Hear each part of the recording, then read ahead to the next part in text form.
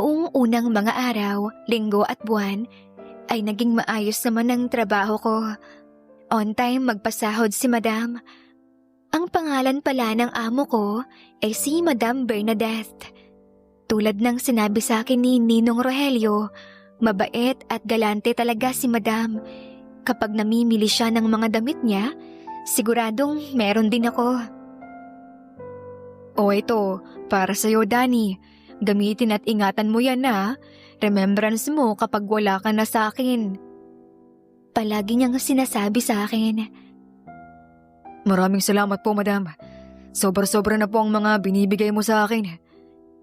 Ngiti lang na matamis ang isinasagot sa akin ni Madam.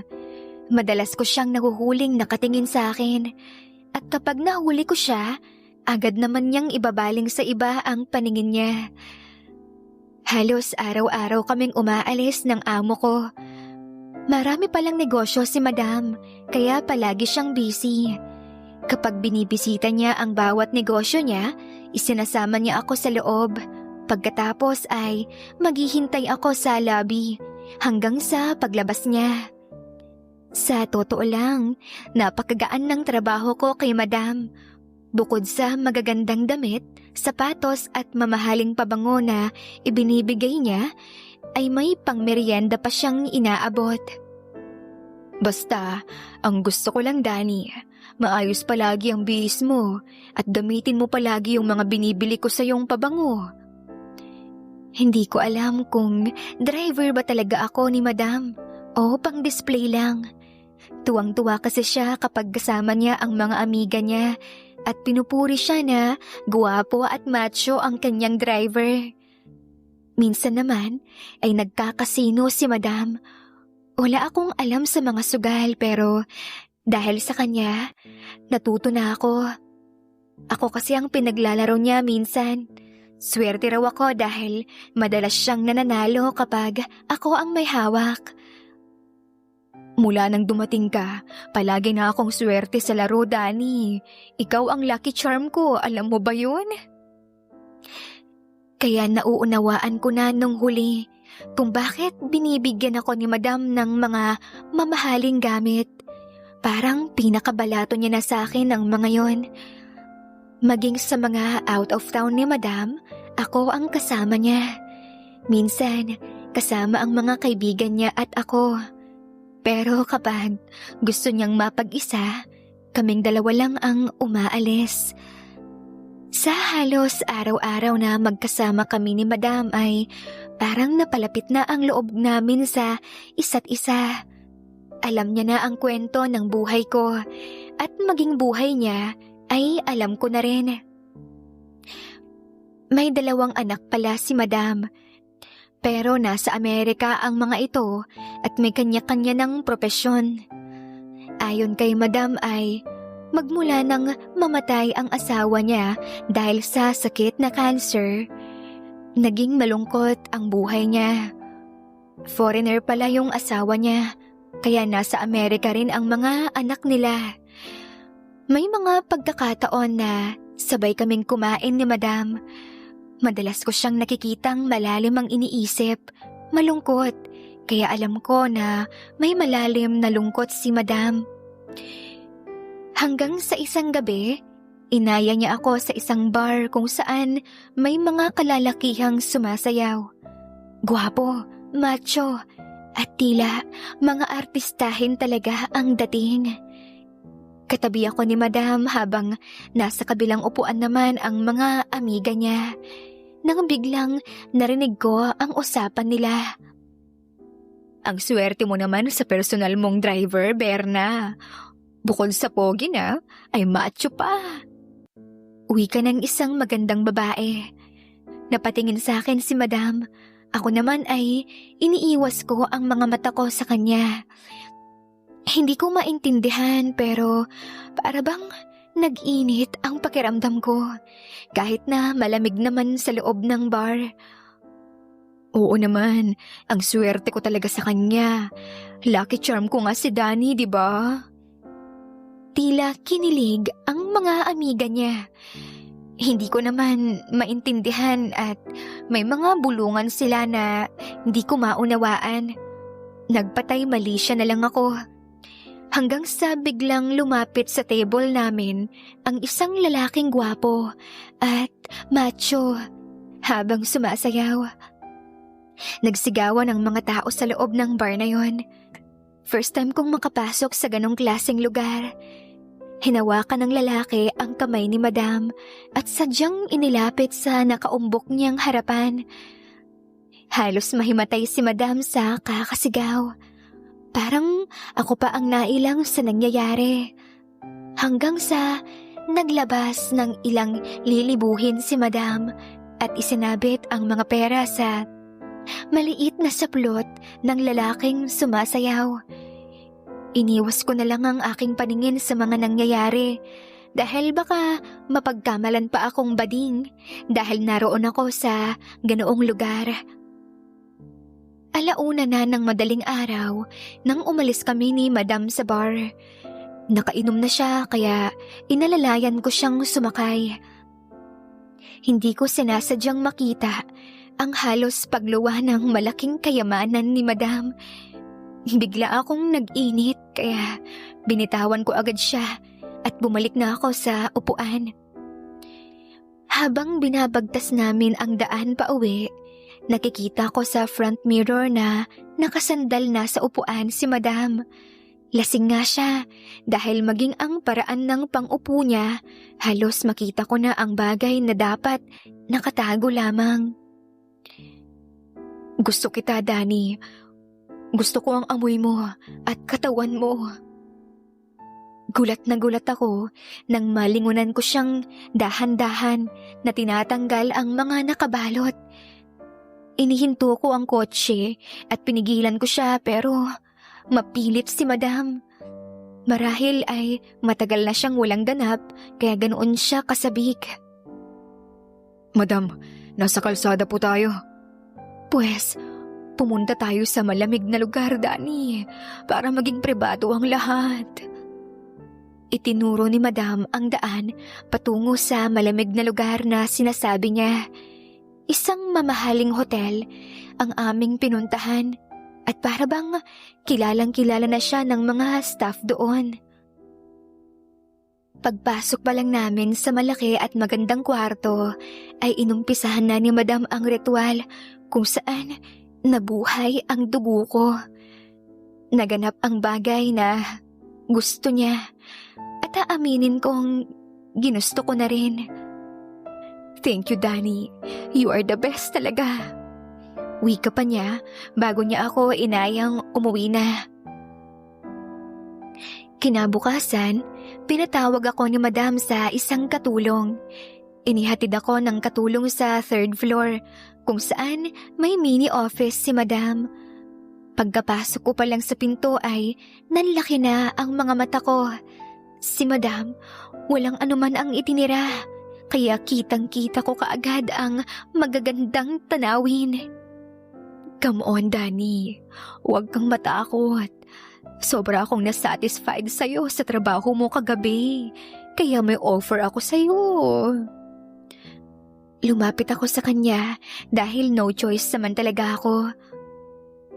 Bukod sa pagiging personal driver ko, ay gusto kitang maging partner. Alam mo na ang ibig kong sabihin, right? Pero walang kahit na sino man ang dapat makaalam ng namamagitan sa atin, okay? Dadagdagan ko pa ng 15,000 pesos ang sahod mo monthly. Nanlaki ang mga mata ko sa narinig. Napakalaking pera noong 45,000 pesos na monthly kong sasahurin sa kanya. Naisip ko na madali akong makakapag-ipon kapag ganun. Sige po, Madam. Tinatanggap ko po ang offer niyo. Sinunggaban agad ako ni Madam nang marinig ang sagot ko at agad akong pinagsimula sa aking pangalawang trabaho. Halata sa kilos niya ang matinding pagkasabik sa bagay na yon. Sa opisina niya ngayon ay muling naganap ng paulit-ulit ang isa pang trabaho na binigay sa akin ni Madam. Kapag kaming dalawa lang ni Madam, wala siyang pinipiling lugar o oras. Kapag gusto niya nang gawin ko ang Ikalawang trabaho ko, walang pagdadalawang isip na ginagalingan ko talaga. Kaya naman, sobrang satisfied si Madam sa performance ko. Ayokong mawala kaagad sa akin ang trabahong yon. Kahit makaisang taon lang ako na ganoon kalaki ang matatanggap na sahod, siguradong pwede na akong umuwi sa amin at magnegosyo o bumili ng sariling jeep na aking papasadahan. Ayos na yon, wala akong amo. Hanggang isang umaga, kakatapos ko lang noon na mag-car wash ng mga kotse, nang biglang lumapit sa akin ang hardinerong si Mang Oka. Huwag kang masyadong umasa, Totoy, na magtatagal ka sa trabaho mo. Dahil magaling magsawa si Madam. Mag-ipon ka at samantalahin mo hanggang mabango ka pa sa kanya. Makahulog ang wika ng matanda. Hindi ko akalain na kahit anong pag-iingat namin ni Madam ay may nakakahalata pa rin pala sa relasyon naming dalawa. Marahil sa tagal ng naninilbihan ang matanda sa bahay na yon, kabisado na niya ang bawat kilos at pagkatao ng aming amo. Nahulog ako sa malalim na pag-iisip. May punto naman si Mang Oka. Alam ko naman na hindi panghabang buhay ang relasyon namin ni Madam. Tama siya. Dapat lang na mag-ipon ako na siya namang ginagawa ko. Malaki-laki na rin ang perang naipon ko sa bangko. Kaya kung sakali mang dumating ang pagkakataon na tanggalin ako ni Madam sa trabaho, sapat na ang ipon ko para sa aking mga plano. Matuling lumipas pa ang mga araw, buwan at taon. Maglilimang taon na pala ako kay Madam. Isang araw nang biglang may dumating na isang bisita. Isang lalaki na ang edad ay nasa 20 lang pataas. Guwapo, matangkad at maputi. Magandang umaga po. Ako po si Edwin, ang magiging bagong driver ni Madam Bernadette. Nariyan po ba siya? Pakiramdam ko ay biglang lumaki yung ulo ko. Hindi ako makapaniwalang kumuha na pala ng kapalit ko si Madam. Oh, hi Edwin. Pasok ka. Malambing na boses ni Madam. Nalingunan ko siyang nakabihis na at posturang-postura. Para namang hindi ako nakita ni Madam. Inaya niya sa loob ng bahay si Edwin habang ako ay nakatayo pa rin sa garahe. Dumating na ang araw ng pagre-retiro mo, Otoy. Ganoon talaga ang buhay. Minsan sinuswerte at minsan naman minamalas. Pero sa tingin ko naman ay maingat ka sa pera. Kaya mag-iingat ka palagi, ya. Uwi ka ni Mang Oka. Tuluyan nang pumatak ang luha sa aking mga mata. 5 taon din akong naging laruan ni Madam. Tama nga si Mang Oka. Lahat ng bagay na nangyayari sa buhay ng tao ay may expiration date. Masakit mang isipin at tanggapin, inihanda ko na ang sarili ko na anumang oras, papaalisin na ako ni Madam. Pinatawag ako ni Madam sa katulong. Habang umakyat ako sa hagdan, ramdam ko na yun na yung huling akyat ko sa hagdan na yun. Danny, siya pala si Edwin, ang magiging bagong driver ko. Ituro mo sa kanya ang mga pasikot-sikot at tamang daan sa lahat ng pinupuntahan ko. Opo, Madam. Maiksi kong sagot. Malalagkit ang titig ni Madam kay Edwin. Si Edwin naman, tila ba nahihiya pa. Napailing na lang ako dahil naaalala at nakikita ko ang sarili ko kay Edwin noong bago pa lang ako kay Madam. Sadyang mapaglaro talaga ang tadhana. Kapag mayaman ka talaga, kaya mong paglaruan ang buhay at damdamin ng mahihirap. Tulad ng utos ni Madam, itinuro ko ang lahat kay Edwin ang mga daan at ang mga pasikot-sikot sa mga lugar na pinupuntahan ni Madam. Mabait naman si Edwin. Panay po nga sa akin at humingi pa siya ng sorry. Kuya Danny, sorry ah. Hindi ko naman alam na may driver pa pala si Madam. Sinserong wika ni Edwin. Ngumiti lang ako at tinapik siya sa balikat. Okay lang yun. Ano ka ba? Basta pagbutihin mo lang at sipagan ng trabaho mo. Mag-ipon ka din tulad ko para kahit na anong mangyari, ay may magandang bukas na naghihintay sa'yo. Gulat na gulat naman si Edwin nang dalhin ko siya sa ilang mamahaling hotel. Kuya, bakit pati dito tinuro mo sa akin? Malalaman mo rin ang sagot kung bakit. Kaya ihanda mo ang sarili mo. Pero nasa iyo naman yun kung anong desisyon ang pipiliin mo.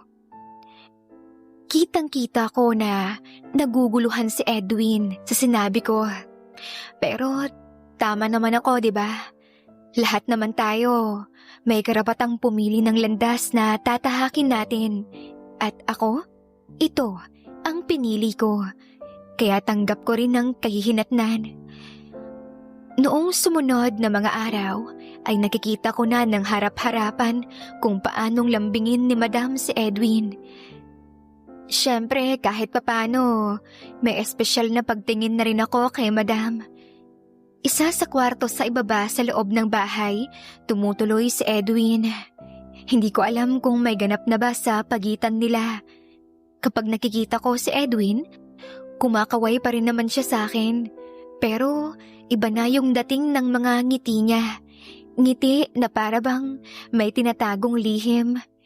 Yung kilos na ingat, pero alam ko na sa isang sulok ng bahay na yon ay may mga matang tahimik na nagmamasid. Si Mang Oka ay ang buhay na testigo sa mga lihim ng bahay na yon. Inihanda ko na lahat ng gamit ko. Nakahanda na rin ang plano ko sa paglabas ko sa puder ni Madam. Makalipas ang isang linggo, pinatawag ako ni Madam. Hindi sa opisina niya sa 3rd floor, kundi sa kusina sa bahay.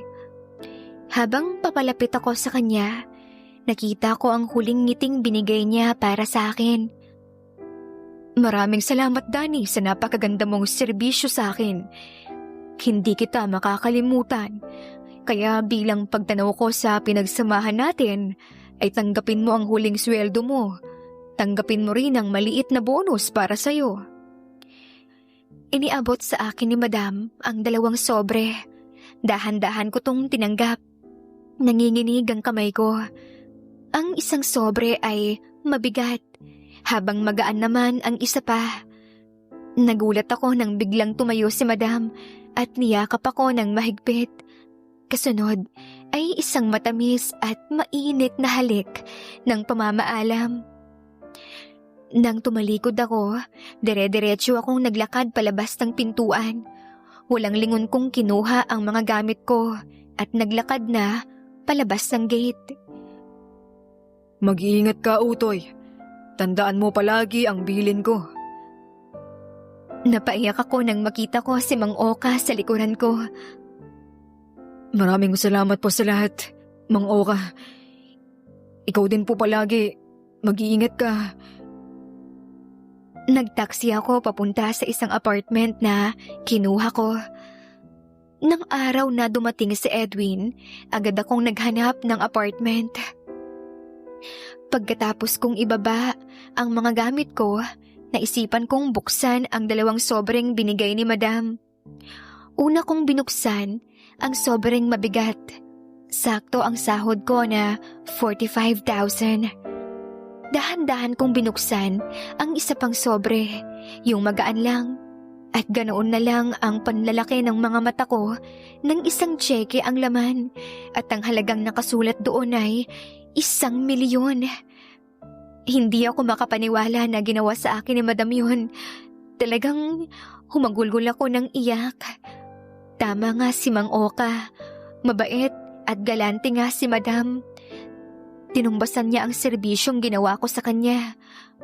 Pabulong akong nagpasalamat sa kanya at humiling na sana ay marinig niya. Narealize ko na kaya pala papalit-palit ng driver si Madam, hindi lang pala para sa pansarili niyang interes. Higit sa lahat, tumutulong din siya sa mga taong katulad ko. Kinagabihan, nag-celebrate ako, nagbihis ng maganda at pumunta sa mamahaling bar. Umorder ako ng mga mamahaling alak. Treat ko yun sa sarili ko na minsan ko lang namang gagawin. Maraming customer sa bar ang napuntahan ko. Naggagandahan ang mga babae. Marami ring kalalakihan. Hanggang sa isang magandang babae ang nakita kong papalapit sa upuan ko. Bumulong sa akin ang babae at agad ko namang nakuha ang mensahe niya. Umorder ako ng alak para sa kanya at nang lumalim na ang gabi, magkasabay kaming lumabas ng bar. Dinala ko siya sa isang lugar na pareho naming gusto. Lugar na malamig at makakapag-relax kaming pareho. At ang buong magdamag na yon, iniregalo ko sa sarili ko. Buong gabi kaming magkasama ng babaeng si Elaine. Satisfied ako sa trabaho niya. Kaya noong madaling araw, bago kami maghiwalay, inabutan ko siya ng 15,000 pesos para sa mga anak niya dahil isa siyang single mom na lumalaban lang din at kumakapit sa patalim dahil sa hirap ng buhay. Makalipas ang isang buwan na pamamalagi sa apartment, ay nagdesisyon akong bumalik sa lugar namin sa Bataan. Mahabang panahon man ang lumipas, hindi ko akalain na mas gusto ko pa rin bumalik sa aking pinagmulan. Gulat na gulat nga ang mga dati kong kapitbahay nang makita nila ako. "Kamusta ka na, Dani? Bigla ka nalang nawala noon, tapos bigla ka ring sumulpot." Uwi ka nila. Ngiti lang naman ang naging tugon ko sa kanila. Ayokong makipagplastikan sa kanila dahil nakatatak pa rin sa isip at puso ko kung paano nila kami noon hamakin. Ang gusto ko lang, tahimik na buhay. Bumili ako ng maliit na lupa at pinagtayuan ko ng maayos na bahay.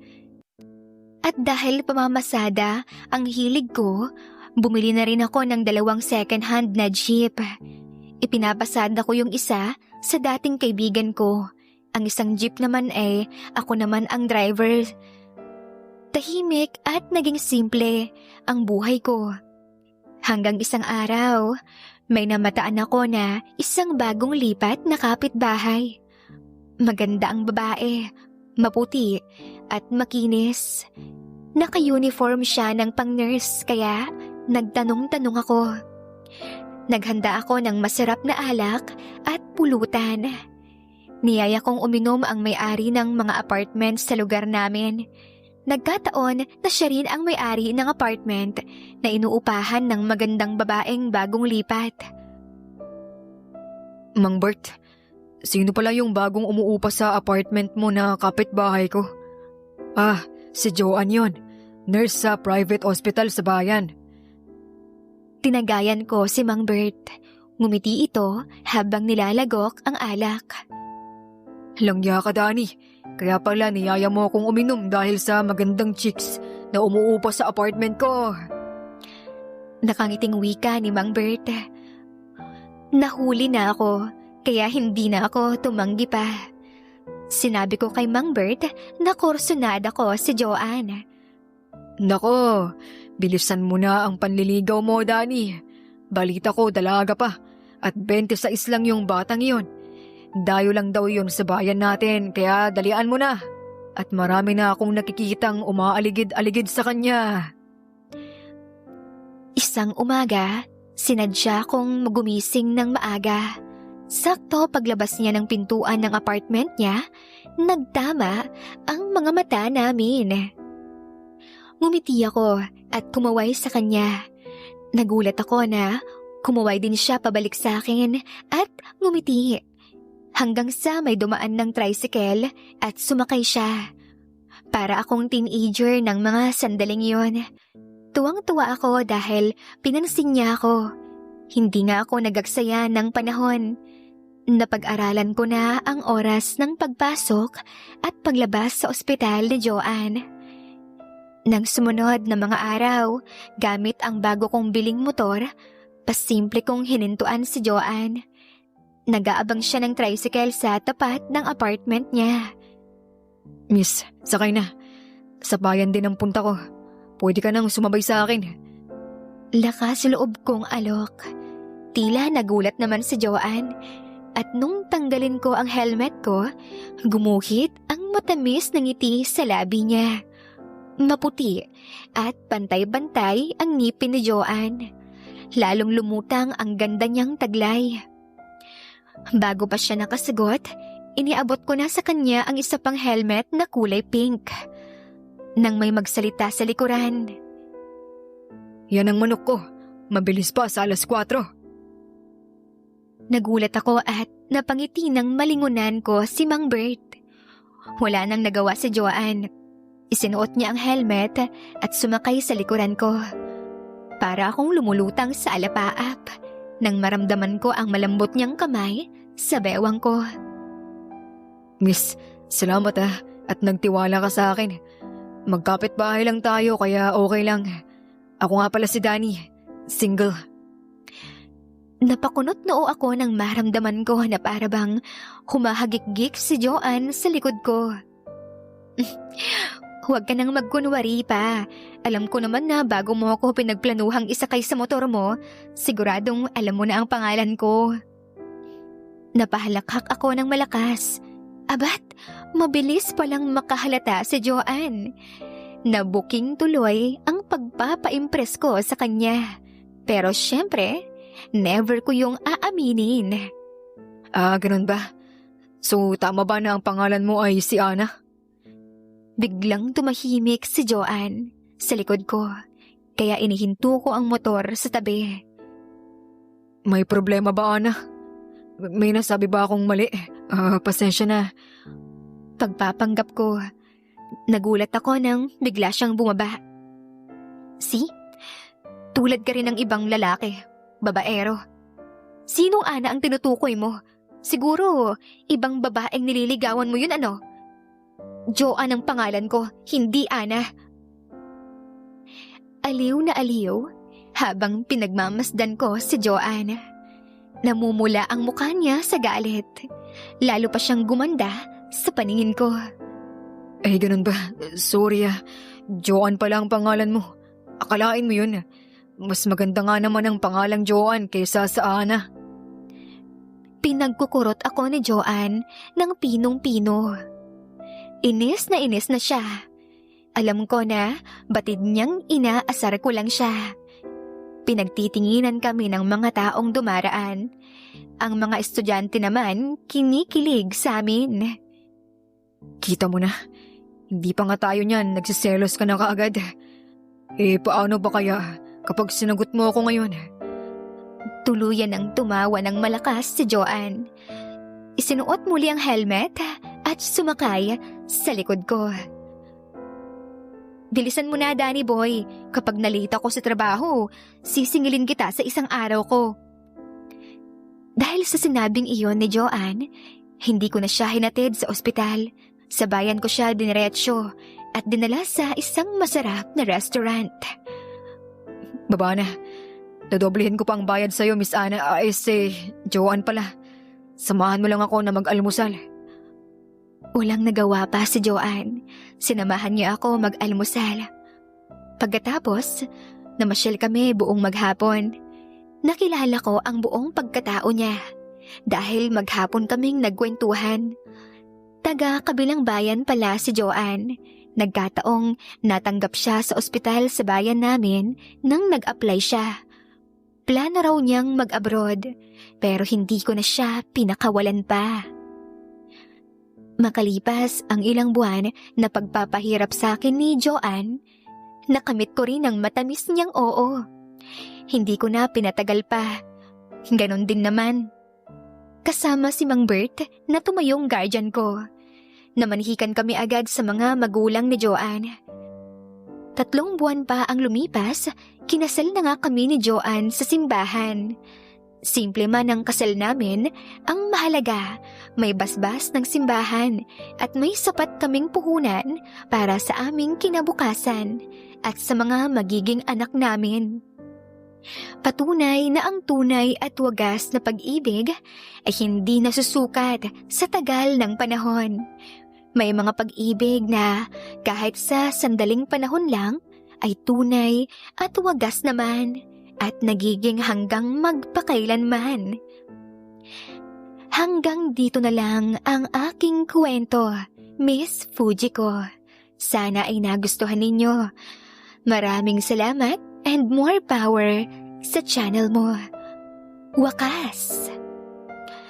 So ayun, my loves, nakakakilig naman ang kwentong to, di ba? Kayo ba? Kinilig rin? Comment ka naman. Pero siguraduhin mo na nakasubscribe ka para makasama pa kita sa mga susunod kong mga upload ng kwento. Take care, my loves, and bye-bye!